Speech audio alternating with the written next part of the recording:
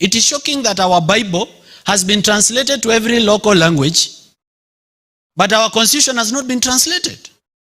We need to translate the constitution to every local language, because even the colonialists that colonized this country, they came lying to us in the name of religion. They have misused the name of our God, this King Saul and his prophets of Baal. They misused the names of our God by telling us that we are God sent. We cannot be questioned because we have been chosen by God. There is God in heaven, but that God is the same one that gave us resources. He's the same God that gave us minerals. We have gold, we have oil, we have chromium, we have uranium that is not to the benefit of the people of Kenya. It is being mined, taken abroad as... African youths are waking up. I've seen videos where African youths are standing for themselves and fighting for their rights in political stages and everywhere, you know. There is this video of an African youth from Kenya. His name is Morara Kebaso. As he was questioning the corrupt leaders. He was boldly speaking against the corrupt leaders and telling them to their face that, you know what you are doing is bad, and this is how you need to do. Let's watch this video and then we go react on it. When I began my journey of seeking accountability and good governance, I never thought I'll be here or even to address you. I was a gentleman in my height of life. I'm 28 years old now, very busy. I had my company which employs over 75 Kenyans. I had work to do, and a lot of it. I was not idle, but there is a higher calling. In this life, you reach a particular point where you have to do something that is beyond you. When you have to do something where you don't benefit in person. When you do something which is about other people. And it has cost me a lot. As I stand here today, I've had threats to my life. I've had threats to the life of my family. I've had salutes from DCI hung around my home with unmarked vehicles. I've had people try to track my phones, to hack my phones. I've had people searching my IP address when I'm browsing. I've had to change cars. I've had to get out of my house in somebody's boot, the boot of a vehicle. I've had to sacrifice my personal comfort and my personal luxury in the pursuit of a dream of a better Kenya that provides opportunities for the young people of this country to live, work, marry, and grow. And I'm so sad that that future is being stolen by a criminal enterprise that has taken over our governance and our institutions, belittled the value of ethics, demoralized people of good integrity. They have made a mockery of public funds, pilferage, wastage, corruption. They don't do anything if it doesn't benefit them. They don't do anything if it is not associated with their stomach. So sad that to this extent, they still try to lord over us and call us our children. We have heard you. They listen, but they don't do. They listen, but they don't care. Sadly, you, the people of Kenya, have enabled them. You have participated in the fraud. During election, you sell to them your vote at 50 shillings, at 100 shillings, at 200 shillings. You have provided with them with the ammunition to kill us. We need to change.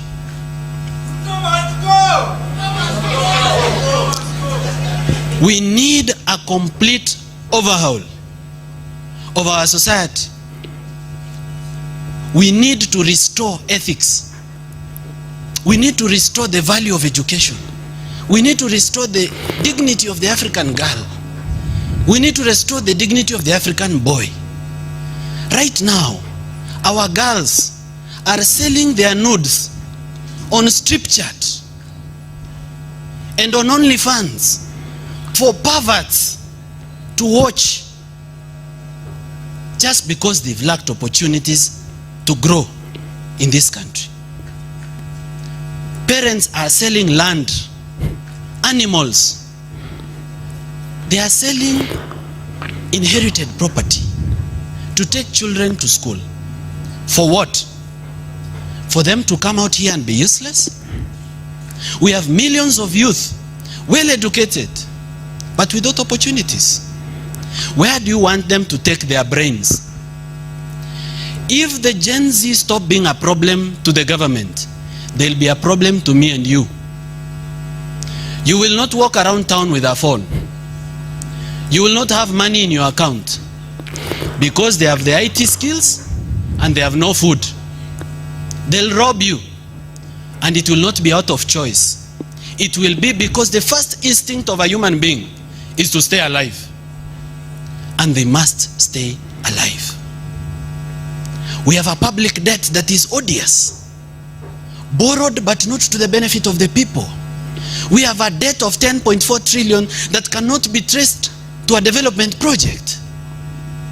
And we have development projects that are tombstones, abandoned graves, long forgotten, and money that belongs to the public already stolen. I've tried to tour the country. I've gone to 19 counties. I began in Machakos, where I toured the Dev Kikinani Road, allocated 1.78 billion Kenya shillings, already certified 456 million for payment. Nothing but dust and desperation. To make it worse, the governor of that county lives on that road. I toured the Olkejuado University, which was launched in 2018. To date, it's like a game park. Grass and nothing but nothing. A multiplication of 0 raised to power infinity. In fact, you know, because criminals are leading our country, I expect that money will be stolen.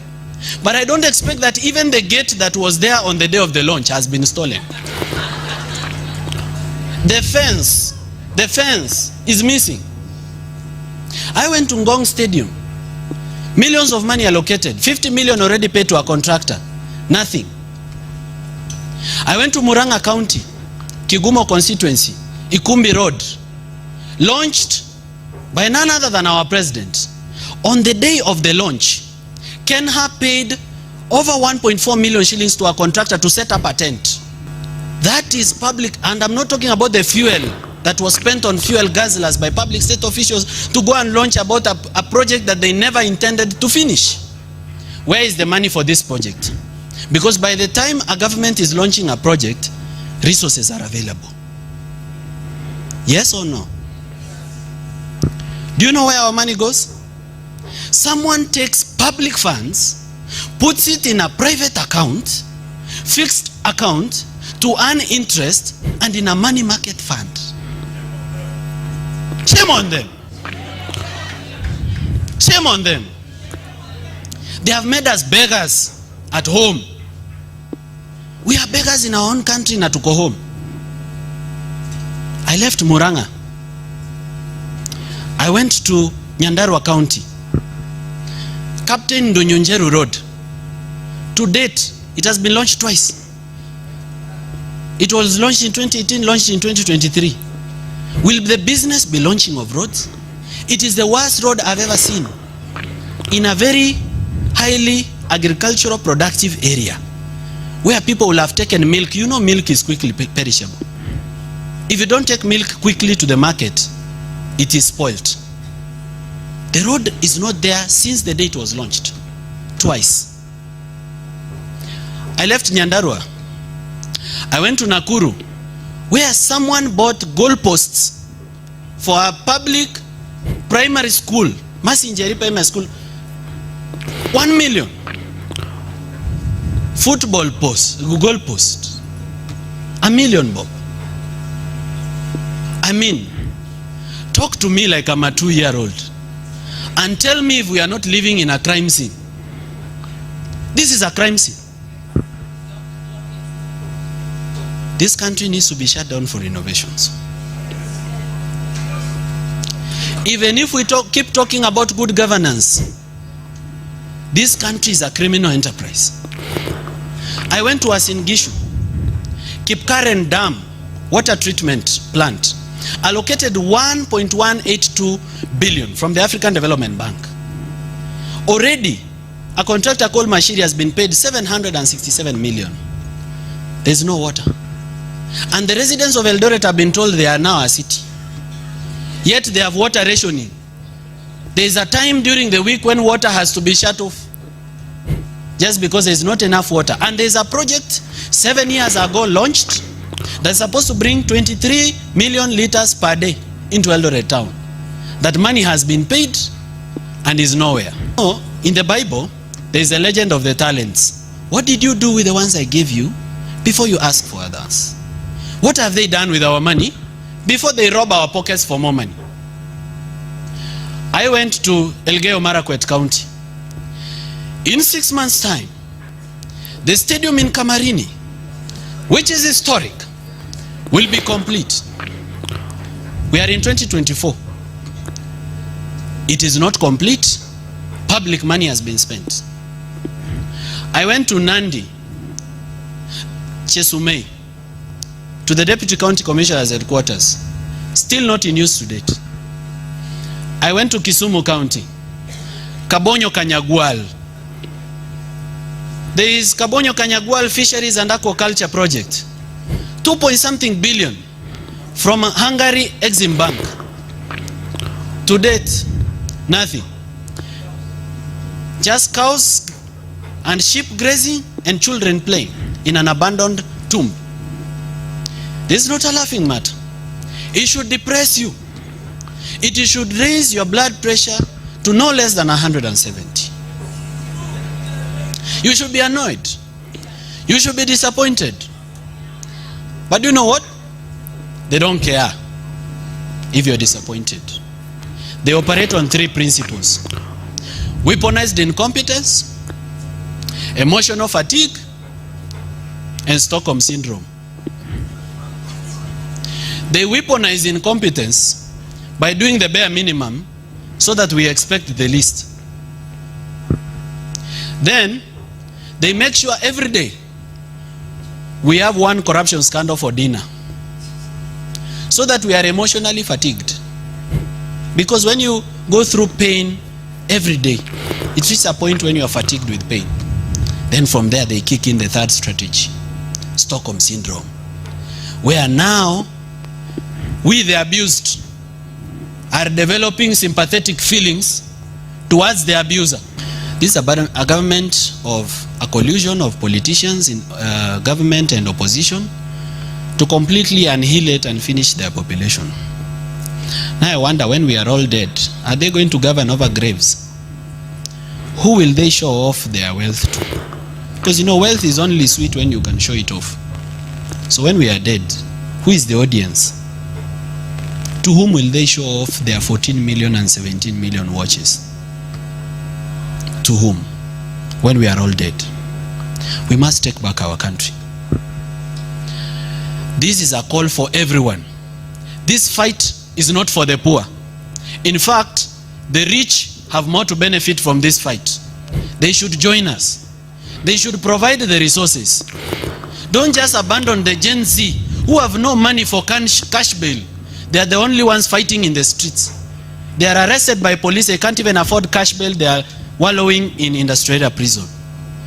We have people of means and ability in our country who hate what is going on. They should come and defend their nation. Because when our economy improves, they will do better than they are doing now. They will enjoy their wealth better.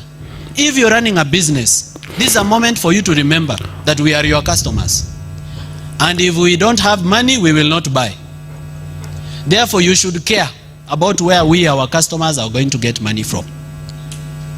We are having an affordable housing program, which is affordable to no one. May I see by hands how many in this room can afford a bed sitter of 1.7 million in Kirinyaga? So how affordable is the affordable housing? To whom is it being built? I was in Makueni County to see the water stadium, which has been built with public funds. 100 and something million already paid to a contractor. Next to water stadium, before they even finish what they were already doing, they have cleared the bush, they have marked it, they have put the tombstone where the president will come to launch the project. They want to start affordable housing. Next to that affordable housing, there is another affordable housing that was built in the previous government. Incomplete, over 20 flats. 20 flats with units inside them. 1, 2, 3, 4, 5, 6, 7, 8, 9, 20 flats. The roof is caving in, the walls are cracking. We paid 1.6 billion for our embassy in London. And we are still paying 60 million shillings per year for rent at our embassy in London. I need to go to Pakistan, to Islamabad, where we've paid over 415 million for the High Commissioner's residence that is non-existent. Just cracked walls. Isn't it disappointing? This is a crime scene.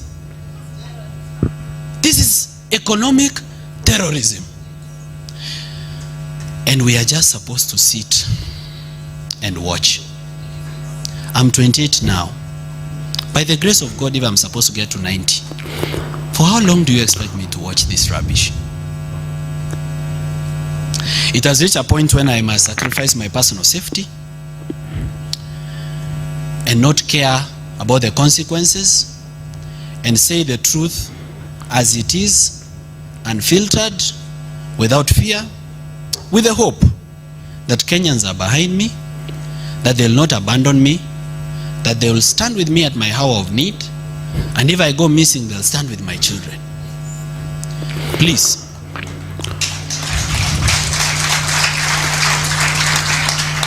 do not be afraid of death. None of us is getting out of this alive. Not even them. We are condemned to die the day we are born. All of us will die. The question is when. And the question is, what did you do with your life? You can live 70 years and do very little. But you can live only 32 years like my late grandfather, Honorable George Morara, and do much. We, the owners of the future of this country, must come out and defend our nation. And the best place to begin is civic education.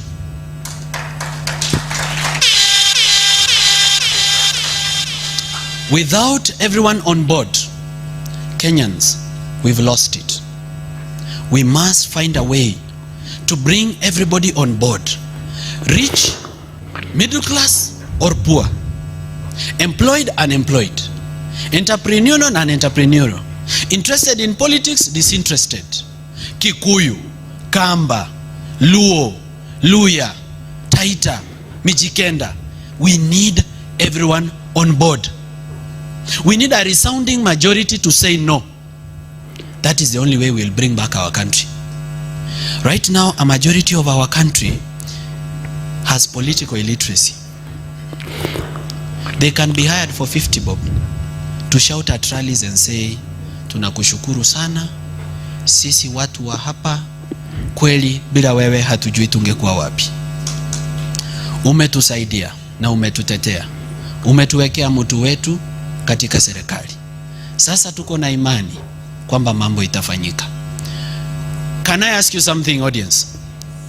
You saw the net worth of cabinet appointees. Why would a person with a wealth of 2.2 billion want a job that pays 1.4 million per month? Yet, even if he earns a salary every day from now up to 2027, even if we add allowances and say we'll earn 2 million, it is 72 million. What is this incentive? What is this love they have for this country? Wow, exceptional. They love us so much. They cannot believe we are suffering. They would like to help. They would like to do everything in their possible power to assist us. But no, they don't. They are coming to enrich themselves, to enrich their families, to buy gifts for their girlfriends with our public money. I wish they would invest the money they steal in Kenya by building industries and building houses so that people can have jobs. But they take our money to foreign accounts. They take our money outside the country. We lose. We never gain. Kenyans, you might not be me. You might not have the platform that I have. You might not have the following that I do. You might not be as eloquent as myself. But the little that you do, in the space that you occupy, together, it counts for much. You may have only 100 followers. Okay, you may not even have a social media account. But if you speak to your family, speak to your children, speak to your in-laws, speak to your friends, speak to someone that you meet at the matatu, on a date with your girlfriend, talk about good governance. Spare 5 minutes out of the date to just talk about bad governance and how our country is headed in the wrong direction. Make sure this message reaches everyone, including those who are disenfranchised, in informal settlements, in villages. They've been taught to be obedient to a lie. They are subservient and submissive to a lie. Teach them that corruption affects them. Let them not think that corruption belongs to the TV and the people in Nairobi. Let them know that down in the village, right where they are, there could be a milk cooler 100 meters away that was provided under the small-scale farmers industrialization program that has been stolen right next to their doorstep. Let them know that this road where someone died because they could not reach hospital to deliver on time could be fixed. And as a matter of fact, 1.2 billion was allocated for that road. And someone is enjoying it. There will be no peace. There will be no peace for the wicked. Yeah. There will be no peace in Kenya for the wicked. The wicked shall suffer. They shall not have peace. In their big mansions that they've stolen with our public, but they will not sleep. In those beds that they've imported from abroad, instead of promoting local carpenters, there will be no sleep. They will chase ghosts. They will have insomnia. They will go abroad to be treated and there will be no cure. Nothing can cure incompetence. There is nothing that can cure corruption. There is nothing that can cure bad governance. There is nothing that can cure killers. We have dead comrades. We have dead comrades in morgues with bullets, shot by public officers in the name of police who are underpaid. Today I put a tweet on my Twitter account. The government said it has increased the salaries of police officers by 40%.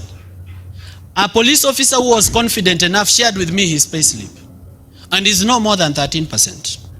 And in that 13%, there are so many deductions you can even not talk about them. There is even the housing fund. How do you take money from us, build us a house, then again sell it to us? Is an elephant a white elephant? Ladies and gentlemen, there is something you and I can do. Do not be cheated to think that you are hopeless. Do not leave this for the media. Do not leave this to be just a work of the civil society. Do not leave it for the lawyers to read the Constitution.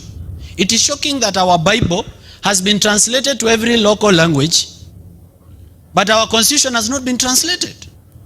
We need to translate the Constitution to every local language, because even the colonialists that colonized this country, they came lying to us in the name of religion. They have misused the name of our God, this King Saul and his prophets of Baal. They misused the names of our God by telling us that we are God sent. We cannot be questioned because we have been chosen by God.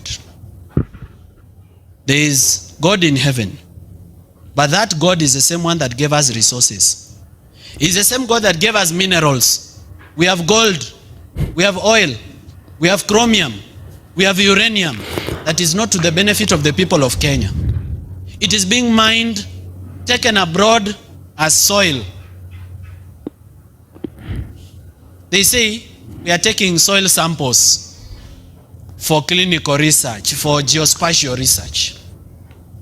Yet they are taking our gold and we are using to launder the proceeds of crime. Pastors here in Kenya are laundering corruption proceeds. A church owns a beach plot in Diani. A church owns a mall. A church owns a helicopter. On behalf of who? Politicians. We need our country back. Ladies and gentlemen, I'm passionate about the subject of good governance. I could speak on and on, but limited am I with time. In another 6 months, nitazungumuza na huyu mjumbe wenu. We have over 160,000 jobs za mjengo, real people working, and 5,000 youths on our digital highway.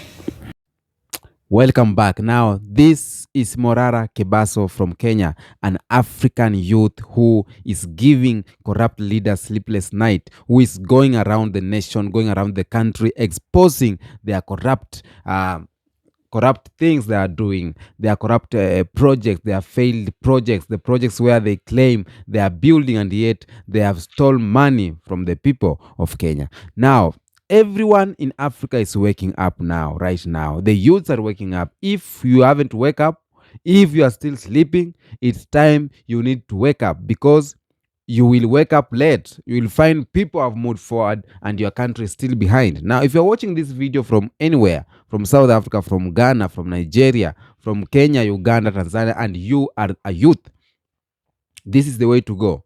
We need to stand for ourselves. We need to stand to fight for our future, the future of our kids. We cannot be suffering the same way our grandparents, our fathers and mothers suffered.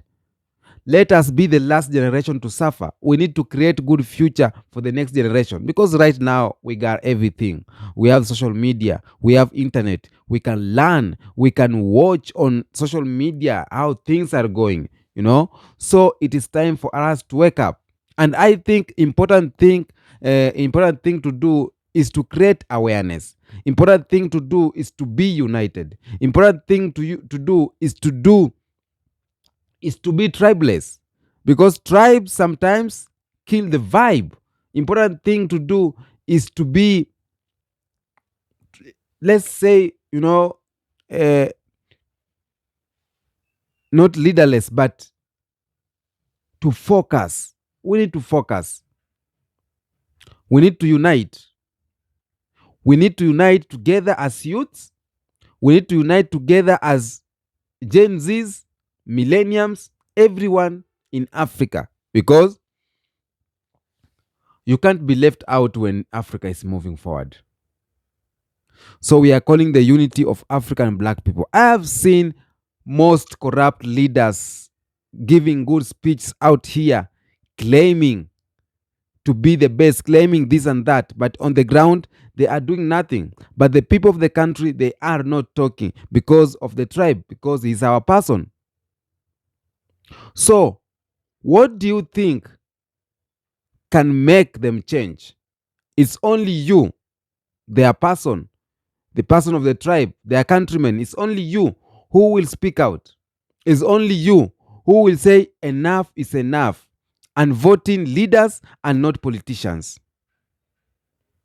They steal from us in many ways. Their generations are very rich people. You know, they are creating generational wealth, while us, we are creating generational poverty. We are paying taxes, we don't see roads. We are paying taxes, we don't see good health care. We are paying taxes, we don't see schools. But every day, they are telling us this and that. We have launched this, we have launched that. We clap. Why can't we wake up one day and decide, you know what? We are not going to their rallies. We are going and continue our job. Let's pay our taxes. When they come in your area, they speak to themselves. Why don't we decide one day that we are not voting the person of your tribe because he's of your tribe? We are not voting because he gave us something small, brown envelope. You cannot sell your dignity for only $1. You cannot sell your dignity for $10 or $100. You cannot sell your years for all term, like 5 years, for only a bag of rice. I've seen in Nigeria where people are being bought by a bag of rice. They can't speak out loud for their, things, for their voices to be heard. A bag of rice. I've seen in Ghana, people are crying, claiming a country with full of richness, resources, but still people are crying because we give chance people who have not their interest to us, and we, the people who have our interest, we don't give them opportunity to lead, to show us what to do. We only vote because of bag of rice. We only vote because of licky. We only vote because of brown envelope. We don't vote because of this person. Even if he has not given me something, he can change my life for the next 5 years. So we are preaching unity. We are preaching tribeless. We are preaching political less. We are preaching anything that will make us move forward. We are preaching that one. Now I'm very happy that this youth is speaking out. I'm very happy that he has to share his minds to the people. Only 29 years old or 28, I don't know, but around there. But he is speaking the mind of many people that a lot of them cannot speak. It's time to wake up. It's time for Africa. It's time for us to change. It's time for us to say no to imperialism. It's time for us to say no for colonization. It's time for us to say no for neo-colonization, for corruption. It's time for us to say no. It's time for us to bring back what belongs to us. Tell me what you think on the comment section about this video. I am the Kenyan Beast, of course. We are doing it the African way every day, every time. Peace be with you.